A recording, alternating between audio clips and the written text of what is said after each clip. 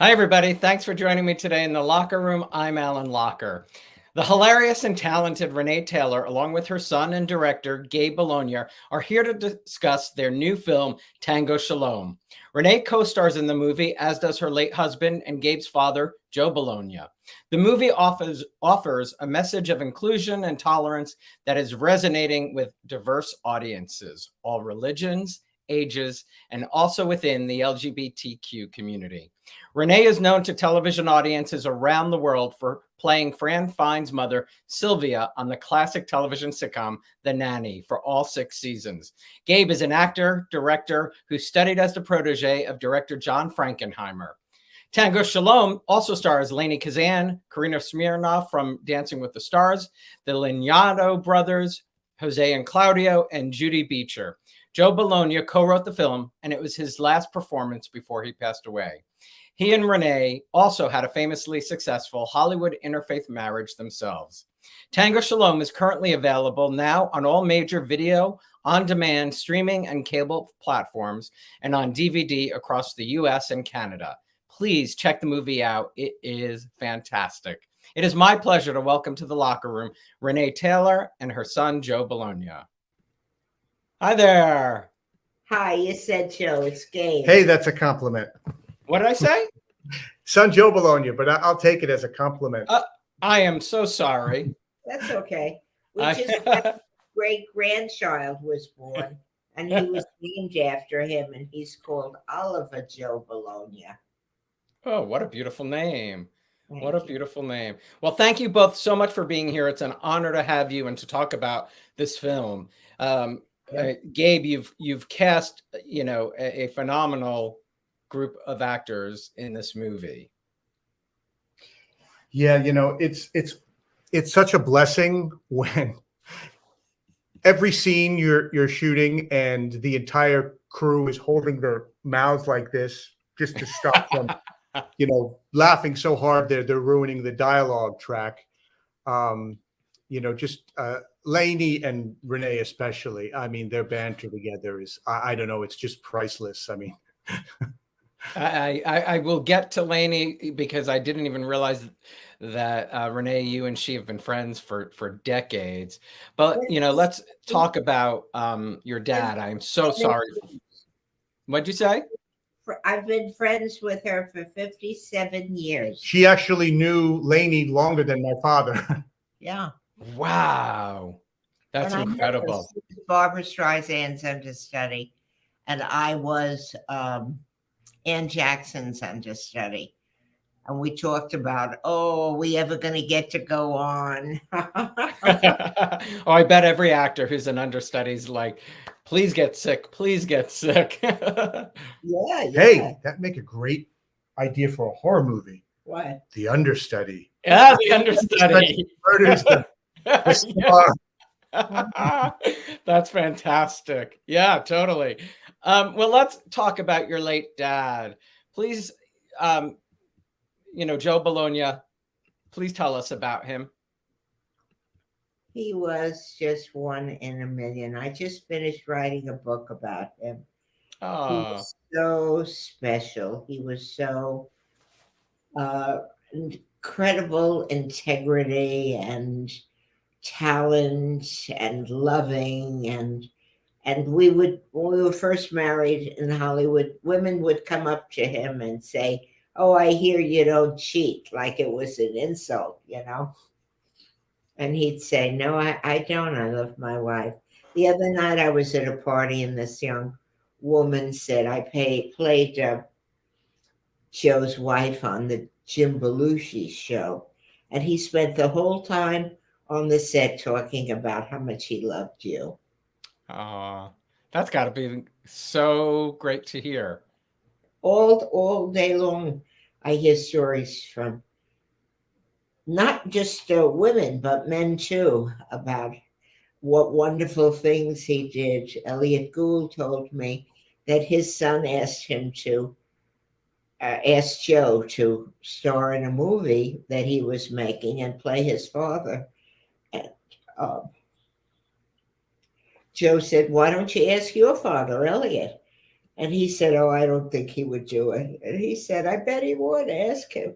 So he did, and Elliot did, and he was always grateful that Joe turned it down and told him to go ask his father. So That's stories awesome. like that, I hear about him all the time. Oh. And Gabe, for you, talk about your dad. Well, I mean, the guy was a saint. I mean, he came A from lot to live up to. rough and tumble neighborhood.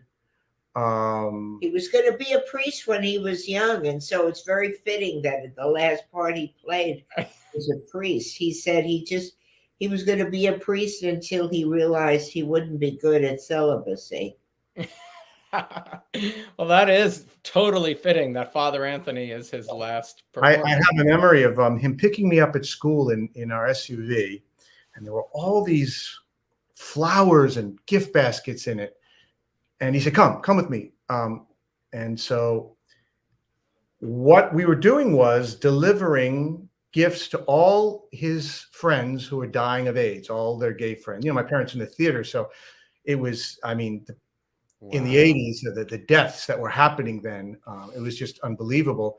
And I'll never forget that. I mean, he was like that type of person. He was never,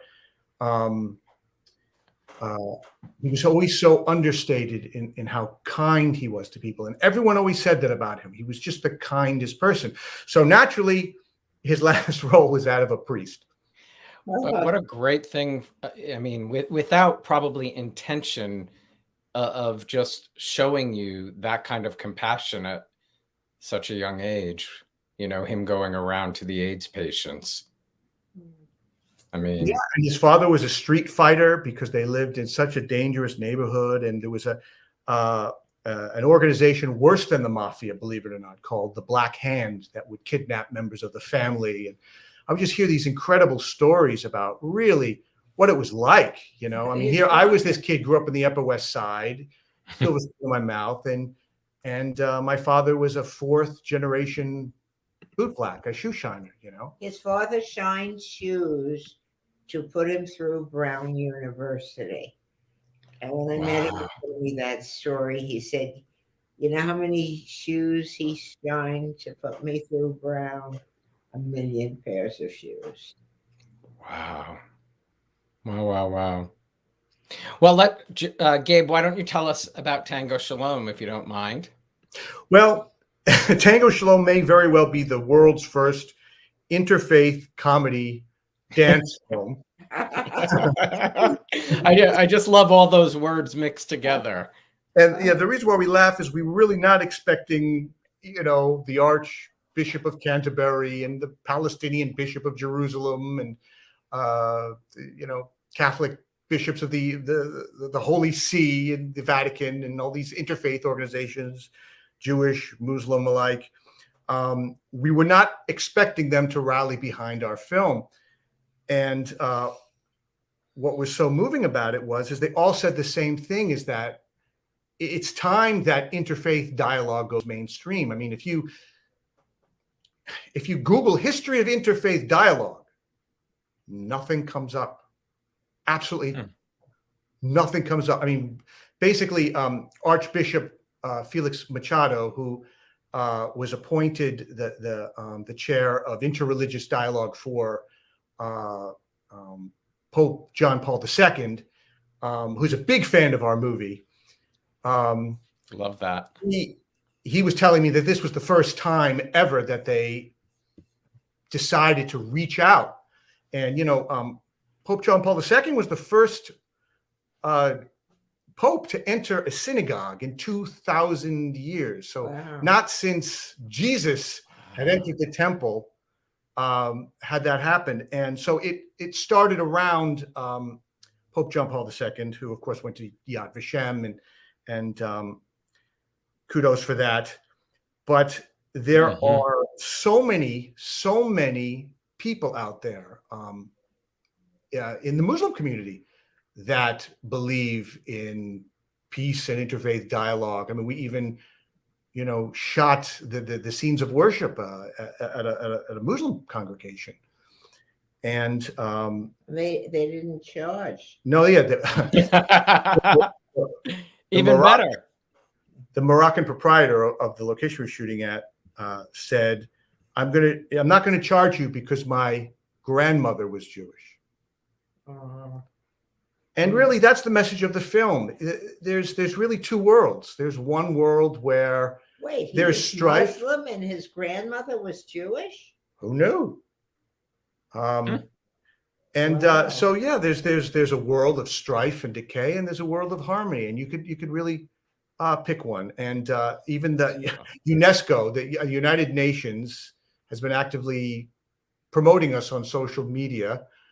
We are the first film to ever be promoted by the United Nations, promoting interfaith dialogue. And I think the fact that it's a comedy is what also resonated so much with all these figures, because what better way to celebrate the other, the person different from you, than having the commonality of laughter. And it's crazy because if you literally read the Quran, or the Talmud, the Holy Bible, the word rejoice is everywhere. You know, I mean, it's just a fact of human nature that the need for, joy. Yeah, I mean, religion should bring us together rather than separate us. Yes, we're on our way to Palm Springs today. I know you're going to be in the parade Sunday. I'll bring that up later. And the Palm, it's playing in Palm Desert now. The movie. Yeah, it's playing. Oh, that's awesome. Yeah, the Palm Desert. You need to sneak in the back. Yeah, they're going to put her in right behind the float of Street Bar, which is the very big, famous nightclub they have there. They're the grand. Yeah. I'll mention that at the end so people don't forget, for sure. Your dad co-wrote the movie with the Laniado brothers. Tell us where the story, the idea came from.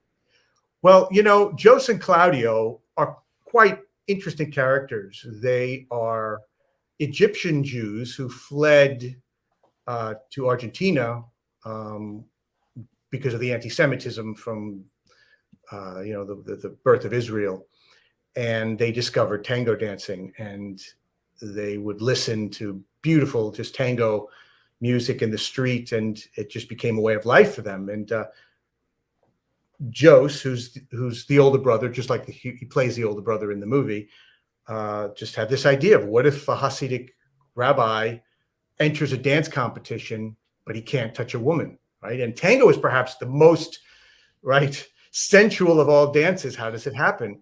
And totally. The funniest thing happened. The movie actually became sexy. I mean, we were not planning it that way. We just thought it was such a funny construct. But the fact that Viviana, played by Karina Smirnoff from Dancing with the Stars, the fact that she and Moshe are never touching, there's something very alluring to that. It's almost like reminiscent of those Bollywood dance sequences where they don't kiss. And it's funny too, because people have said because of COVID, people can't touch. So they even identified with the characters. Renee, I know you worked with Gabe once before when he directed you. What was it like having your son direct you? Oh, it's always great. He directed me in a horror film, and I was the killer, actually. Kept saying, Mom, be more scary. Let me really point the knife and really make me think you're going to murder me. I said, I am. He said, no, you can be more scary than that. So I just kept going. And he said, yeah, that's it. It's got to be pretty special. And Gabe, for you to be able to direct your dad in his last picture, can you just, is it something you can put into words? Well, it's funny. I have seen movies that he's been in, and it does nothing to me. I watch it. It's not like I can feel him in the room. With Tango Shalom, it's like that, because with every scene, I'm thinking of the banter we would do, the jokes we would do in between shooting, a very important church scene happens, and in between takes, he was literally praying with his rosary beads because he had to go into surgery for pancreatic cancer the very next day. So it's like he's immortalized in that film. It's funny. Yeah, I mean, that's to know he's going through something so difficult while you're directing him. I mean, got to be quite emotional, for all of you. It was, but it was also wonderful. It was also celebratory. It was also fun. You wouldn't think. It was all of those things. And when he was dying, he was always concerned about the doctors, how they were feeling, and telling them jokes, cheer them up. He was always thinking of other people, not himself. Wow. And he held on to those rosary beads. Didn't I read that? Yeah, isn't that amazing? The two Jews go out and buy rosary beads for the lapsed Catholic father before he goes into surgery, and it's also the rosary beads he uses in the movie. That's crazy. They always do jokes together. Just before he went into surgery, the nurse came in and said, male nurse, he said, well, you can kiss now. He's going to go give a big kiss and a hug. He's going to go into surgery. So I grabbed the male nurse and started kissing and hugging. And he said, no, not me, your husband. So Joe winked at me because he appreciated my jokes all the time. Actually, his last utterance before he passed was a joke. The doctor said to my dad, "Are you comfortable?" And by then, the body shuts down, so he could barely move his lips. And he kind of mumbled, and the doctor listened. And my dad made a joke. He said, "No, but I make a living." That's an old famous joke. Are you comfortable? No, but I make a living. That's great. But you know what? It's a saying, but I think it's the truth. Laughter is the best medicine. Yeah. It really. Yeah, there's a saying in Yiddish, bread and theater tickets. It's really the only two things in life you need, right? And entertainment and laughter for sustenance, Serious. Writing this movie, I said to him, Joe, who's going to see this little movie? Who's going to want to see this? He said, who cares? It's what the world needs now. And it does.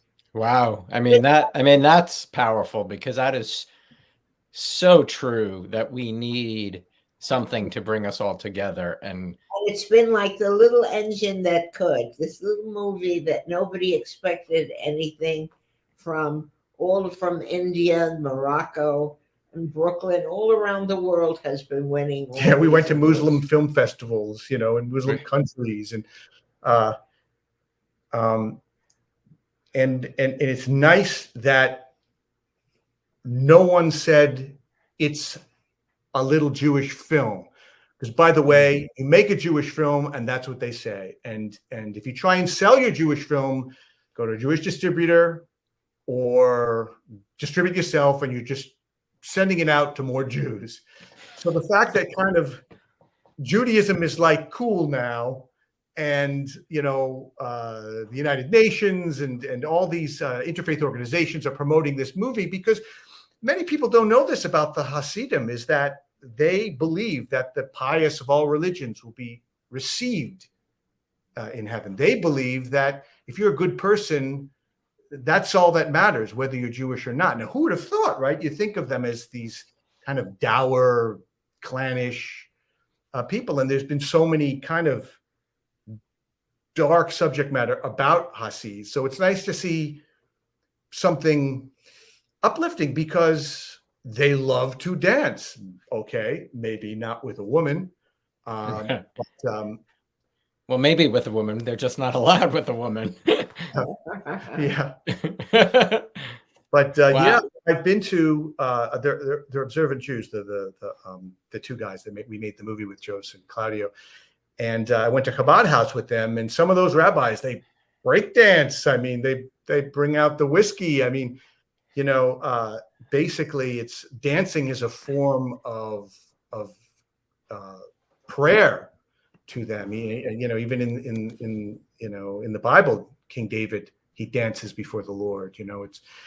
Dance is actually very integral to Judaism. That I didn't know. That I did not know. Moshe, when he's roaming the streets of, New York, I just love that, and dancing, through different neighborhoods. I just love that. It's so uplifting. So uplifting. How did the movie come to you, Gabe? They gave me the script, and they wanted my mom to be in it. They wanted my dad to be in it. And I just said, look, if you have my dad do the rewrite, it's a done deal. Because my dad had that beautiful combination of, touching and funny. And he worked with the guys on it for, I'd say about 7 months. And we learned about my dad's, cancer. And the guy said, you know what, we'll finance the movie. Let's just do it anyway. And my dad was so thrilled. And it's amazing. It took a long time to make the film because we would have to have these breaks in between chemo and radiation. And but it kept my dad alive 3 years longer than the doctors even thought. That Jonathan Gold, the great reviewer for food for the LA Times, he died 2 weeks after diagnosis with pancreatic cancer. Wow. It's just the whole thing's been a miracle. It's been magical. It's been just like you're in an enchanted fable. That's what the whole experience has been like. That's so great to hear. Gabe, growing up as a child of these two legends, were you destined to go into the entertainment business? The world was so different then. It's like, I had memories of walking down the stairs and seeing in the living room Lucille Ball and Gene Kelly, and they were just friends of my parents. They were, they didn't have TMZ in those days. Honestly, my dad could have been a plumber. My mom could have worked at a hair salon. Like filmmaking and entertainment, it didn't have the same idolatry. I'll give you an example. Any child, point to a movie and ask them, what are the names of the actors in that movie, some Marvel film or whatever. They'll know every single person. They'll know the name of that person. They'll know everything about that person. And the same thing about a TV show. It's just, it's really insane how, advanced it is now that people actually know who, is behind the camera, in front of the camera, Oof. Yeah. And I mean, with the internet, people do it the drop of a hat. They look it up. Yeah. I just thought I lived in like Italy. I mean, basically I had my Italian grandmother and my 5 Italian grandaunts always cooking ravioli and pasta. And doesn't sound bad to me. How were they when we told them I was getting a bar mitzvah? Were they fine with that? Yeah. Well, they had gone through a whole thing when Joe was going to marry a Jew. They were all very upset about that at the beginning. And even his mother said, look, I believe in love. And if you don't see her for a year and you still love her, I'll give you my blessing. And Joe said, hey, Ma, how about I don't see you for a year and let's see how I feel about you. So he was there all the time. It was a big step when you got married. People did, that I was Jewish and marrying somebody Italian Catholic. I think it was a bigger deal that she couldn't drive, couldn't cook, didn't shop. Yeah, they said, what is she? What is she good for? What is she? She doesn't cook. She doesn't clean. Well, what does she do? Into New Age astrology. No, Joe said she's funny. That's what she does. Did it concern you and Joe when you decided? Did you think you would get pushback from people? Actually, I don't know if this is exactly how the story goes, What? but basically what brought the two families together, the Jewish and the Catholic family, is my mom, who was a regular on the Merv Griffin show. She told him a little bit about the issue they were having. He said, okay, well, why don't you guys get married on my show? And then everybody showed up. And played instruments. They were all so excited they were going to be filmed on television that then everybody came to the wedding who probably would have come otherwise. Oh my God, I did not know that. That is fabulous. And what a great way for you two to get everybody to show up. Bravo. I love that. Thank you. They had no choice but to show up.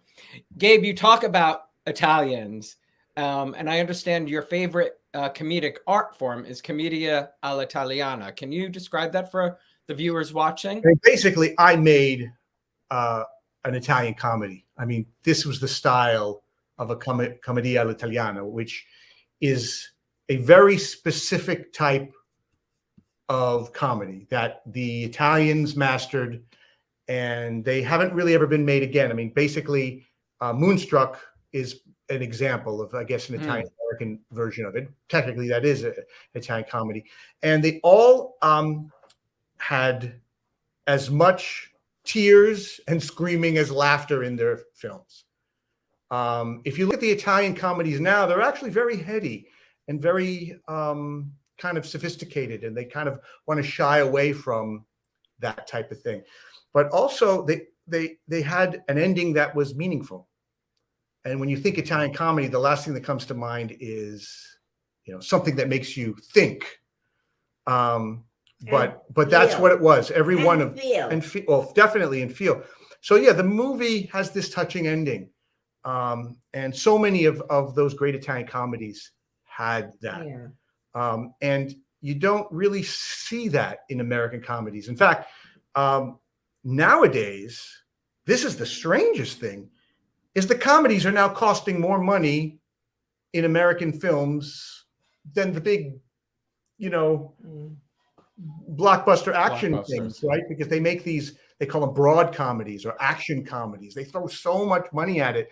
Well, back in the day, they give the studio give Mel Brooks a couple of dollars and he'd go make a comedy. I mean, comedies never really had to have all that production value and things like that. I mean, I just watched Free Guy on streaming, and I thought it was really funny, but I was thinking, oh my God, the budget of this comedy. So this is kind of harkens back to that old school, Jim Brooks. Yeah. One of our viewers, Pasquale, just said, "You speak very well in Italian, Gabe." He just complimented you. And Renee, one of our viewers, Tony, said that he was in a show that you and your husband wrote called Bermuda Avenue Triangle, and he played the rabbi in the show. What's his name? Tony. His One of our viewers who's watching did the show where he lives. Great. Well, Lainie was one of the great leads in that play. I mean, it's a love triangle in an old age home. It's Lainie, Renee, and my dad.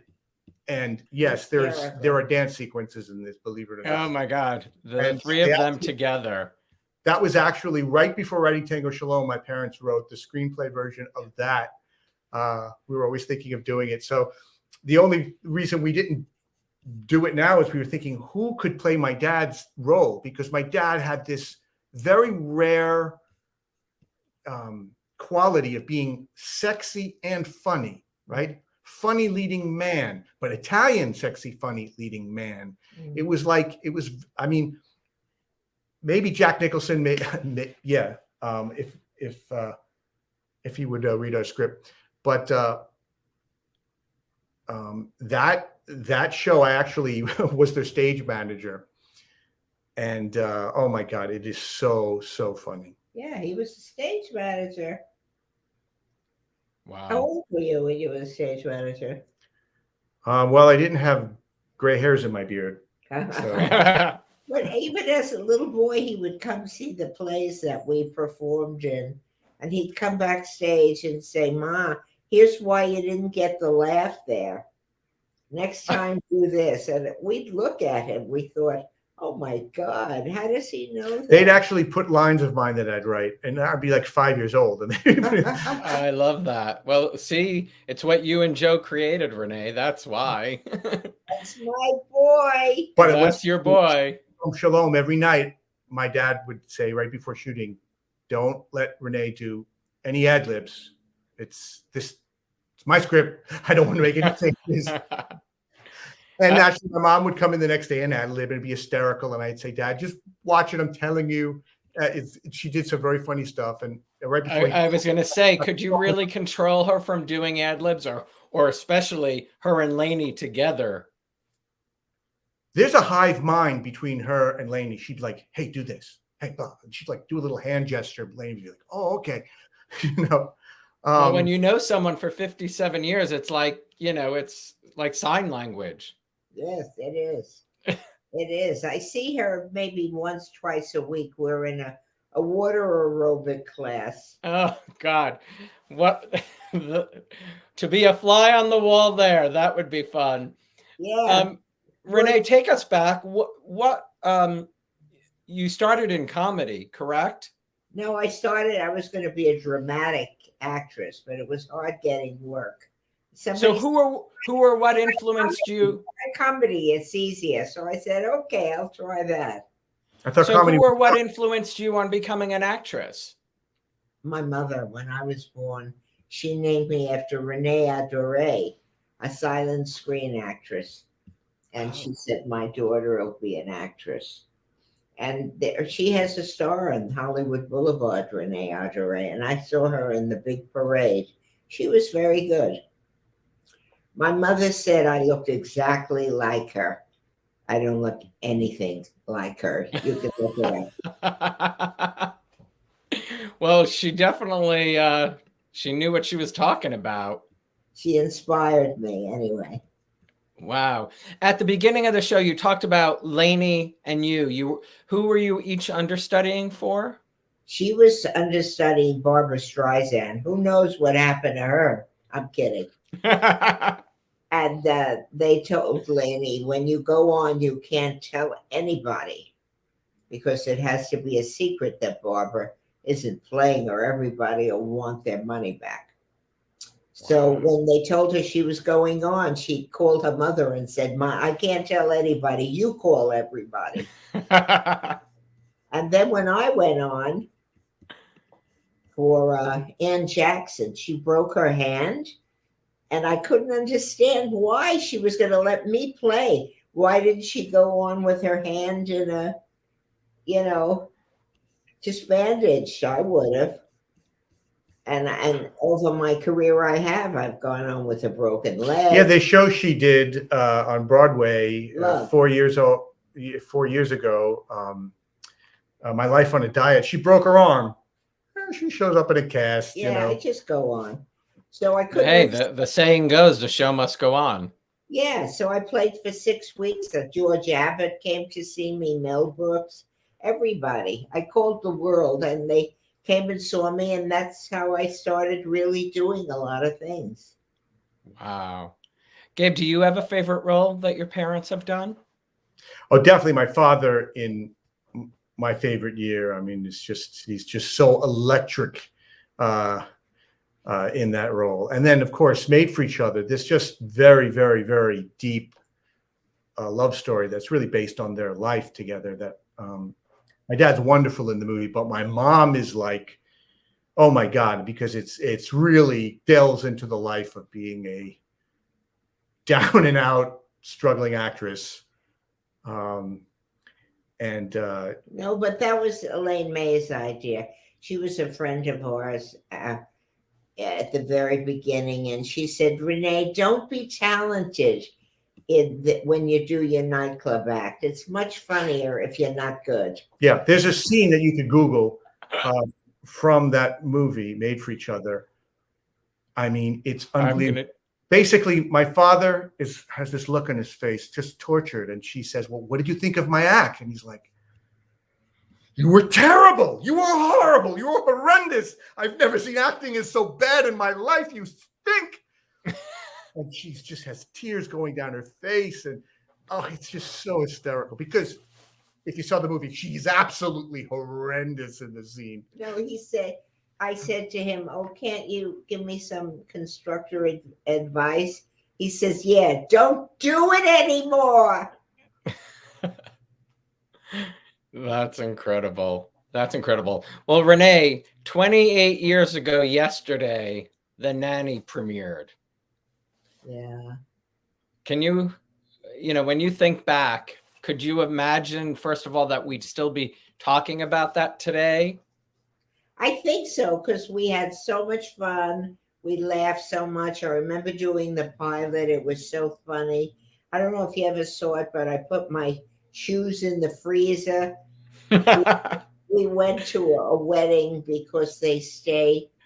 Your shoes, the leather stays better that way. It was just I've seen it, and I watched the live thing that you all did recently. When COVID hit, which was fantastic. She's a wonderful friend. She's a very kind person as well, and she's been a big fan of Joe's and the movie, and very supportive since the beginning. That's awesome. I mean, it's crazy how popular. I mean, the show is just as popular today. I know. It just dropped on HBO Max, just maybe 2 months. I mean, I know it's just really it's crazy. What do you think when you see your mom in that role? It's funny. She's really not like that character because she's not that bombastic, but she has another side to herself where you saw a little bit of it where she kind of just bursts into tears, like that's just a normal thing, just in the middle of a conversation, crying with a smile on your face. Well, the role in Tango Shalom, she's the opposite in that direction, where she's just every scene she's crying, right? When she's happy, crying when she's mad at you, whatever. So there's a little bit of that role in her as a person as well. But it was so amazing to see the show, The Nanny, when just sitting in the audience and going, oh my, wow, I think this is going to happen. This is really funny, and we're all like, wow, a Jewish show. I mean, because, okay, so Rhoda was Jewish, kinda, but there really wasn't a Jewish show, right? And all the Jewish writers had to hide their Jewish origins. And they didn't want a Jew to play her mother. They wanted Sheila McRae. They wanted somebody Episcopalian, they said. For some reason, they don't like Jewish women to play Jews. So that was a blessing that Fran said, Renee, come on as a guest and let the network say, she'd be good as your mother. And we said, really? You think so? And that's how it happened. Wow. And 6 seasons later. Yeah. Wow. The show still holds up. It's still so funny. Thank you. Truly. Do you have a favorite role that you've played? I know I asked Gabe what his favorite of yours is, but what's yours? Oh, Made for Each Other. Okay. Or anything I acted in with my husband. It Had to Be You, Bermuda Avenue Triangle. If you ever leave me, I'm going with you. It was just a joy to be on stage with him. And what was that like? And you guys also wrote a lot together. Can you talk about like your how you wrote together? Did you sit there and you're both spewing ideas? No, I'd write longhand and he'd look at it and criticize it. Then I'd write it again, write it again, write it again, write it again. And he'd say, no, it's not there yet. And then he says, really give me something good and I'll make it great. And that's what he did. I'd write until he thought it was good. Wow, that's Where are you incredible. based? I'm in New Jersey. Because Where we lived in Englewood. Oh, I grew up very close to Englewood. I grew up in Richfield, New Jersey. Oh yeah, Right in North Jersey. Yeah, I mean, I my bar mitzvah was in Leonia. Oh, we have a lot of relatives still in Jersey. They live in Mohocus and now Ridgewood. I'm in Scotch Plains, which is sort of about 40 minutes west of New York City. Well, lucky you. You gotta, anytime you want, go see a Broadway show, drive down. Oh yeah. Well, I lived in the city for many, many years. Grew up in New Jersey. Never thought I'd move back. See my play, My Life on a Diet. I'm going to be touring it again in March. Oh, I would love to. I will find you for sure. Gabe, talking about, I mean, your parents' extensive career, what do you, think, if you look back, what you learned from each of them that has helped you in your career? The resilience. I once caught my parents cuddling in the snow, weeping because of some terrible review they got. Yeah. On the lake, they were just like frozen lake. They were just like cuddling in the snow in the place we rented for the winter time. And that just stuck with me. It's like you got to keep your heart open, but at the same time, you got to have armor, and you just have to be resilient. But it was so wonderful talking to you. We just had such a great time. Thank you for inviting. It takes a lot to do it, doesn't it? Yeah, it does. Well, thank you both so much for doing the show.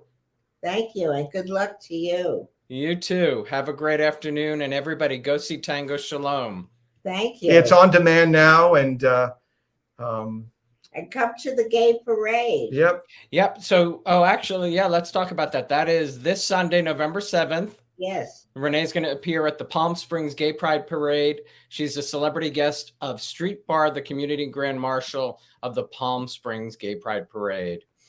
That's going to be pretty fun. Oh yeah, I'm going to wear an outfit Madonna wore.